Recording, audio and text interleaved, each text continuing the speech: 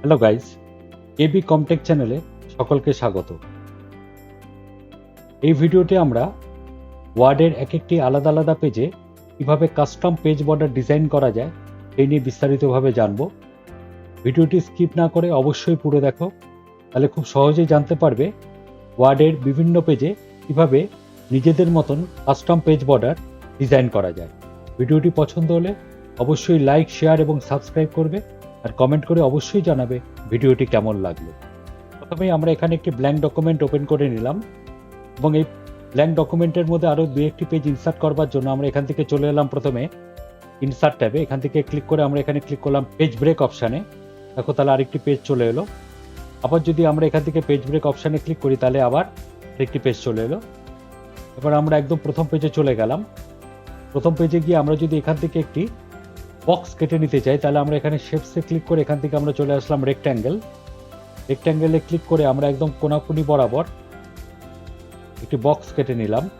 Box কেটে নিয়ে এটাকে যদি আমরা ফিলটাকে উঠিয়ে দিতে চাই তাহলে এখানে শেপ ফিলে ক্লিক করে আমরা এখানে বলে দিলাম নো ফিল। দাগগুলিকে যদি একটু মোটা করতে চাই তাহলে শেপ আউটলাইনে গিয়ে আমরা এখান থেকে প্রথমে কালারটি চেঞ্জ করে দিলাম। উইডথে গিয়ে আমরা এখান থেকে সাইজটিকে একটু মোটা করে দিলাম। মোটা করে দেওয়ার পর আমরা বাইরে ক্লিক করে নিলাম। আবার দাগটির মধ্যে ক্লিক করে আমরা যদি এর একটা ডুপ্লিকেট রেক্ট্যাঙ্গেল নিতে চাই তাহলে আমরা কিবোর্ড থেকে প্রেস করতে পারি Ctrl+D। প্রেস করে দেখো আরেকটি বক্স চলে এলো। এবার এটিকে চেপে রেখে আমরা এটিকে জায়গা মতন আবার সেট করে নিলাম ভেতরে। করে আমরা যদি বাইরে ক্লিক করি পেজটির সাইড দিয়ে একটা বাউন্ডারি তৈরি হয়ে গেল। এবার এখানে আমরা কোনাকুনি যদি কোনো ডিজাইন দিতে চাই তার জন্য আমরা প্রথমে এখানে ক্লিক করলাম ইনসার্ট ট্যাবে। ইনসার্ট ট্যাবের এখানে আমরা সিম্বলে ক্লিক করে আমরা যদি চলে আসি মোর সিম্বলস তাহলে দেখো এখানে বিভিন্ন ফন্টের ইমেজ আছে যেগুলির মধ্যে বর্ডার বা কর্নার ডিজাইন রয়েছে। এই ফন্টসগুলি আমরা ইন্টারনেট থেকে ডাউনলোড করে নিতে পারি। আমরা প্রথমে এখানে যেটা নিয়েছি সেটা হলো 12 আকৃতি ইমেজ। আমরা এখান থেকে এই কর্নার ডিজাইনটি নিয়ে নিলাম, নিয়ে এখানে ইনসার্টে ক্লিক করলাম। পরে যদি আমরা ক্লোজ করি তাহলে সিম্বলটি এখানটায় চলে এলো। এবার এই সিম্বলটিকে সিলেক্ট করে আমরা যদি এখানে ইনসার্ট ট্যাবের অধীনে আমরা যদি ওয়ার্ড আর্টে ক্লিক করে আমরা এখান থেকে যে কোনো একটি স্টাইল নিয়ে নিই তাহলে এটি ওয়ার্ড আর্টে কনভার্ট হয়ে যাবে। এবার এটির কালার যদি আমরা চেঞ্জ করতে চাই তাহলে এখানে টেক্সট ফিলে গিয়ে আমরা এখান থেকেও কালারটিকে চেঞ্জ করে দিতে পারি। এবং এটিকে একটু যদি বড় করতে চাই সাইজটিকে তাহলে আমরা এটিকে সিলেক্ট করে আমরা এখান থেকে হোমে গিয়ে আমরা সাইজটিকে একটু বড় করে নিতে পারি। বড় করে নেওয়ার পর এটিকে যদি আমি একদম কোণাতে সেট করতে চাই তাহলে এখানে চেপে রেখে এটিকে ওপরে নিয়ে গিয়ে সেট করতে গেলে দেখো একটু অসুবিধা হচ্ছে। তার জন্য আমরা এখানে প্রথমে চলে এলাম এখানে শেপ ফরম্যাটে। এখান থেকে আমরা র্যাপ টেক্সটে ক্লিক করে আমরা এখানে বলে দিলাম ইন ফ্রন্ট অফ টেক্সট। এবার আমরা যদি এটাকে চেপে রেখে ওপরে নিয়ে যাই তাহলে দেখো এটা সুন্দরভাবে ওপরের কোণার দিকে গিয়ে সেট হয়ে যাচ্ছে। বাইরে ক্লিক করে দিলাম, দেখো ওপরের কোণায় সেট হয়ে গেল। এবার একই ডিজাইন আমরা যদি উল্টো দিকে দিতে চাই তাহলে এটিতে ক্লিক করে আমরা এখানে প্রথমে ক্লিক করলাম Ctrl+C, তারপর এখানে প্রেস করলাম Ctrl+V। তাহলে এটি কপি হয়ে গেল এবং এটিকে চেপে রেখে আমরা এদিকের কোণায় নিয়ে এলাম। নিয়ে আসার পর আমরা যদি এটিকে ঘোরাতে চাই তার জন্য এখানে ফরম্যাটের আন্ডারে রোটেট অপশানে গিয়ে আমরা এখান থেকে রোটেট রাইট 90 ডিগ্রিতে ক্লিক করে দিলাম। তাহলে দেখো এটি রোটেট হয়ে গেল এবং এটিকেও চেপে রেখে আমরা সাইডে যেখানে দরকার সেখানে এনে সেট করে দিলাম। একইভাবে আবার নিচের কোণার দিকেও যদি এই বর্ডারগুলি দিতে চাই তাহলে এটিতে ক্লিক করে আবার এখান থেকে আমরা Ctrl+C এবং Ctrl+V করলাম। তাহলে এটি নিচে নিয়ে আসলাম চেপে রেখে। আনার পর আমরা যদি এটিকে ঘুরিয়ে নিতে চাই তাহলে আমরা এখানে রোটেটে গিয়ে আমরা এখানে করে দিলাম ফ্লিপ ভার্টিক্যাল প্রথমে, তারপরে এখান থেকে করে দিলাম রোটেট রাইট 90 ডিগ্রি। তাহলে দেখো এটি কোণার দিকে নিচের কোণার দিকে চলে এলো। আবার এটিকে কপি পেস্ট করার পর এটিকে আবার এদিকের কোণায় নিয়ে এসে আমরা যদি এটিকেও আবার ঘুরিয়ে নিতে চাই তাহলে এখানে আবার রোটেটে এসে আমরা এটিকে করে দিতে পারি রোটেট লেফট 90 ডিগ্রি। এবং দেখো সুন্দরভাবে একটি পেজ বর্ডার ডিজাইন হয়ে গেল। এবার সেকেন্ড পেজে আরও একটি কাস্টম বর্ডার তৈরি করবার জন্য আমরা এখান থেকে আবার ইনসার্ট ট্যাবে ক্লিক করলাম। পরে এখান থেকে শেপসে ক্লিক করে এখান থেকে নিয়ে নিলাম ফ্রি ফ্রম শেপ। এবার এখান থেকে আমরা লম্বালম্বি একটি দাগ কেটে নিলাম। প্রথমে ক্লিক করে নিলাম, তারপরে এখানে লম্বালম্বি একটি দাগ কেটে নিলাম।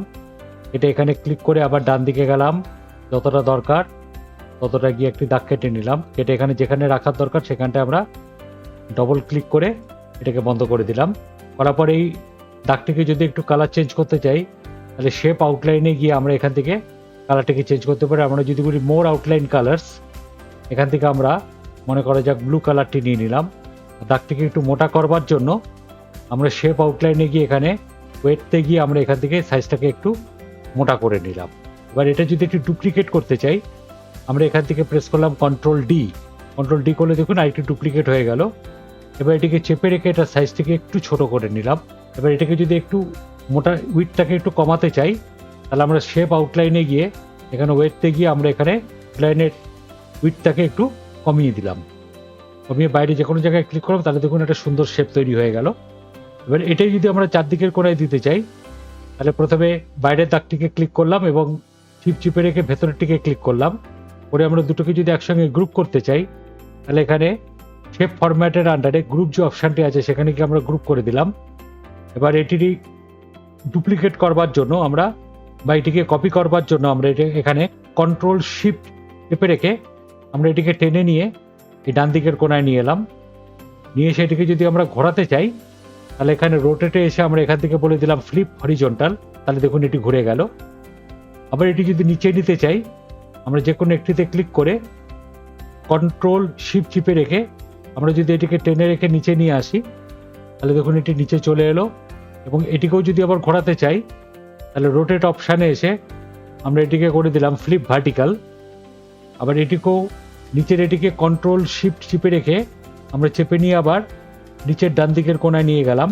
আবার এটিকে ঘোরাবার জন্য আমরা এখানে রোটেটে গিয়ে বলে দিলাম ফ্লিপ হরিজন্টাল, তাহলে দেখুন চারটি কোণাতে সুন্দর একটি কাস্টম বর্ডার তৈরি হয়ে গেল। এবার তৃতীয় পেজে আমরা যদি আরেক ধরনের কাস্টম বর্ডার দিতে চাই, তার জন্য আমরা প্রথমে থার্ড পেজে ক্লিক করলাম। করে এখান থেকে আমরা প্রথমে সাইড দিয়ে একটি বক্স কেটে নিলাম। ইনসার্টে গিয়ে আমরা এখান থেকে শেপসে এসে এখান থেকে রেক্ট্যাঙ্গেল নিয়ে নিলাম।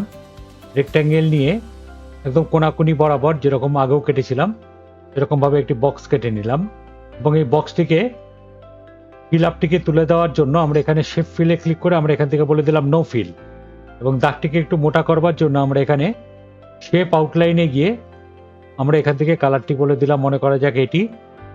এবং লাইনটাকে একটু মোটা করবার জন্য আমরা ওয়েটতে এসে এখান থেকে লাইনটাকে একটু মোটা করে নিলাম। এইবার আমরা যদি এখানে আবার অন্য ধরনের কোনো ডিজাইন দিয়ে সাজাতে চাই, তার জন্য আমরা ইনসার্ট ট্যাবে ক্লিক করে এখান থেকে চলে আসলাম সিম্বলসে এসে মোর সিম্বলসে গিয়ে আমরা এখান থেকে আরেক ধরনের ফন্ট নিয়ে নিলাম, সফট অর্নামেন্টস 14। এগুলি গুগল থেকে ডাউনলোড করে তোমরা পেয়ে যাবে। এখান থেকে মনে করা যাক আমি এই শেপটি নিলাম, ক্লিক করে আমরা এখান থেকে বললাম ইনসার্ট করে ক্লোজ করে দিলাম, তাহলে এটি এখানে চলে এলো। এবার এটিকে সিলেক্ট করে আমরা যদি এখানে ইনসার্ট ট্যাবে ক্লিক করে এখানে ওয়ার্ড আর্টে ক্লিক করে এটি যে কোনো একটিতে ক্লিক করি, তাহলে এটি ওয়ার্ড আর্টে কনভার্ট হয়ে যাবে। এবং এটির সাইজ বড় করবার জন্য আমরা এখানে হোমে ক্লিক করলাম। হোমে ক্লিক করে এখানে ইনক্রিজ ফন্ট সাইজে ক্লিক করে আমরা সাইজটাকে একটু বাড়িয়ে নিলাম। বাড়িয়ে নিয়ে এটা যদি কালার চেঞ্জ করতে চাই, এখান থেকে আবার শেপ ফরম্যাটে এসে টেক্সট ফিলে গিয়ে আমরা কালারটি চেঞ্জ করে নিলাম। করে নেওয়ার পর আমরা এটিকে যদি র্যাপ টেক্সট করে নিই, র্যাপ টেক্সট করে ইন ফ্রন্ট অফ টেক্সট করে নেওয়ার পর তারপরে যদি আমরা এটিকে সরাই, তাহলে এটি আমাদের সুবিধা মতন জায়গায় পজিশন মতন গিয়ে সেট হয়ে যাবে। মনে করে যাকে এখানে এনে আমি এটিকে সেট করে দিলাম। বাইরে ক্লিক করলে দেখো এটা সুন্দরভাবে ডিজাইন চলে এলো। এবার এই ডিজাইনটির যদি আমি আবার এটা ডুপ্লিকেট করতে চাই, তাহলে এটিতে ক্লিক করে আমরা যদি এখান থেকে কন্ট্রোল শিফট প্রেস করে আমরা যদি চেপে রেখে টানি ডান দিকে, তাহলে দেখো আরেকটা ডুপ্লিকেট চলে এলো।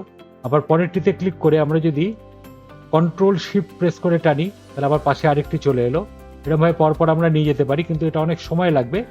তার জন্য পাশে আরেকটি নিয়ে গিয়ে কন্ট্রোল শিফট চেপে রেখে আমরা এই চারটেকে চিপে ক্লিক করে নেওয়ার পর আমরা এটিকে একটি গ্রুপ করে নিলাম। তার জন্য আমরা শেপ ফরম্যাটের আন্ডারে গ্রুপ যে অপশানটি আছে সেখানে গিয়ে বলে দিলাম গ্রুপ। এবার এটিকে কন্ট্রোল শিফট চিপে রেখে আমরা যদি চেপে রেখে এদিকে টেনে নিই, তাহলে দেখো এদিকে একবারে চারটি চলে এলো।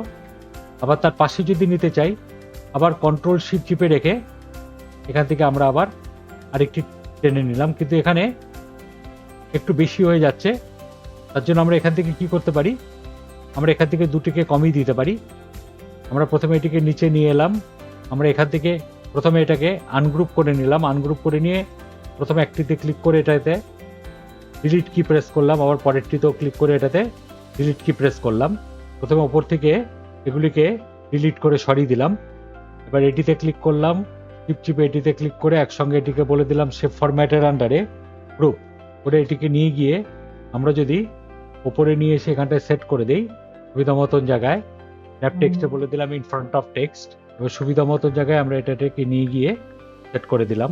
এবার সবকটাকে যদি পুরো একবারে গ্রুপ করতে চাই শিফট চিপে রেখে প্রথমটিতে ক্লিক করলাম, শিফট চিপে রেখে পরেরটিতে, আবার শিফট চিপে রেখে তার পরেরটিতে ক্লিক করলাম, পরে এখান থেকে বলে দিলাম গ্রুপ, তাহলে সবকটি একসঙ্গে গ্রুপ হয়ে গেল। এবং একদম ডান দিকের কোনায় এটিকে চেপে রেখে সাইজ একটু বাড়িয়ে নিলাম স্লাইড করার পর এটা যদি আবার ডুপ্লিকেট করতে চাই তাহলে কন্ট্রোল শিফট চিপে রেখে এখান থেকে টেনে আমরা নিচে নিয়ে এলাম, নিচে নিয়ে এসে এটিকে যদি ঘোরাতে চাই তাহলে আমরা এখান থেকে বলে দিলাম রোটেট অপশানে গিয়ে ফ্লিপ ভার্টিক্যালে ক্লিক করে আবার এখান থেকে এটাকে চেপে রেখে আমরা একদম নিচে নিয়ে এসে পজিশন মতো জায়গায় এনে ছেড়ে দিলাম। আবার এর ডান দিক আর বাদিক যদি করতে চাই তাহলে প্রথমে আমরা আবার এটিতে ক্লিক করলাম, সবকটিতে একসঙ্গে ক্লিক করে এখান থেকে কন্ট্রোল শিফট চিপে রেখে উপরে টেনে নিলাম, তাহলে আবার এটি ডুপ্লিকেট হয়ে গেল। এবার এটিকে যদি রোটেট করতে চাই তাহলে এখান থেকে আমরা বললাম রোটেট লেফট 90 ডিগ্রি করে এবার এটিকে টেনে নিয়ে একদম কোনাকুনি জায়গায় এটিকে এনে সেট করে দিলাম, করে বাইরে ক্লিক করলাম। এবার নিচের যে ফাঁকা অংশটি রয়েছে সেটিতে যদি আবার রাখতে চাই তাহলে এখান থেকে ক্লিক করে নিলাম প্রথমে, করে এখান থেকে প্রথমে এটিকে আনগ্রুপ করে নিলাম, করার পর এখান থেকে নিচে যেটি আছে এগুলিতে ক্লিক করে কন্ট্রোল শিফট চিপে রেখে একটি ডুপ্লিকেট নিয়ে নিলাম, নিয়ে এখান থেকে দুটি কমিয়ে দিতে হবে আমাদের, তার জন্য এখান থেকে গ্রুপে গিয়ে আনগ্রুপ করে নিলাম, বাইরে ক্লিক করে নিয়ে একটিতে ক্লিক করে আমরা প্রথমে এখানে ডিলিট করলাম, আর পাশেরটিকেও ক্লিক করে ডিলিট করে দিলাম। এবার এই দুটিকে একসঙ্গে আবার গ্রুপ করব, তাহলে প্রথমটিতে ক্লিক করলাম, শিফট চিপে রেখে পাশেরটিতে ক্লিক করলাম, করে এখান থেকে আবার শেপ ফরম্যাটের অধীনে গ্রুপে গিয়ে বলে দিলাম গ্রুপ। এবার এটিকে আবার চেপে রেখে এই জায়গায় নিয়ে এসে জায়গা মতন সেট করে দিলাম। এবং পুরোটির সঙ্গে যদি আবার গ্রুপ করতে চাই তাহলে আবার পাশেরটিতে শিফট চিপে রেখে ক্লিক করলাম, আবার তার পাশেরটি শিফট চিপে ক্লিক করলাম, করে আবার পুরোটিকে একসঙ্গে বলে দিলাম গ্রুপ, তাহলে টোটালটি একসঙ্গে গ্রুপ হয়ে গেল। এবং নিচের এটিকে চেপে রেখে একটু স্লাইড টেনে দিলাম জায়গা মতন সেট করবার জন্য। এবার এটির একটি আবার ডুপ্লিকেট করে নিলাম, কন্ট্রোল শিফট চিপে রেখে এখানে চেপে রেখে এদিকে নিয়ে এলাম। এবার এটিকে ঘোরাবার জন্য রোটেট অপশানে ক্লিক করে বলে দিলাম ফ্লিপ হরিজন্টাল, করে এটিকে চেপে রেখে আমরা আবার বাদিকের কোনায় জায়গা মতন এনে করে দিলাম। তাহলে দেখো একটি সুন্দর কাস্টম পেজ বর্ডার তৈরি হয়ে গেল। তাহলে তৃতীয় পেজে একটি কাস্টম পেজ বর্ডার হলো, তৃতীয় পেজে আলাদা একটি কাস্টম পেজ বর্ডার হলো, আর প্রথম পেজে একটি আলাদা কাস্টম পেজ বর্ডার হলো। এইভাবে আমরা ওয়ার্ডের বিভিন্ন পেজে আলাদা আলাদা কাস্টম পেজ বর্ডার ডিজাইন করে নিতে পারি, যেগুলি আমরা অন্য কোনো জায়গার থেকে বা এদের নিজস্ব যে পেজ বর্ডার আছে সেখান থেকে আমরা পাবো না। এবার আমরা ভিউতে গিয়ে ভিউতে ক্লিক করে আমরা যদি এখানে মাল্টিপল পেজেসে ক্লিক করি তাহলে পাশাপাশি দেখো 3টে পেজ বর্ডার দেখাচ্ছে। ভিডিওটি পছন্দ হলে অবশ্যই লাইক, শেয়ার এবং সাবস্ক্রাইব করবে, আর কমেন্ট করে অবশ্যই জানাবে ভিডিওটি কেমন লাগলো। তাহলে এখানেই শেষ করছি, ধন্যবাদ।